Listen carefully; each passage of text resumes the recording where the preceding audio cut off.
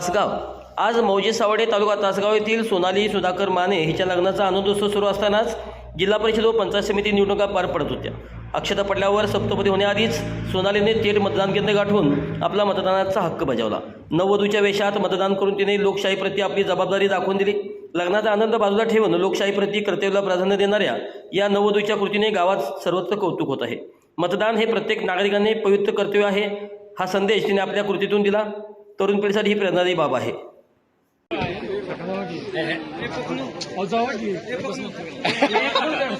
काका तुम्ही पण माझा संजू मामा या साईडला या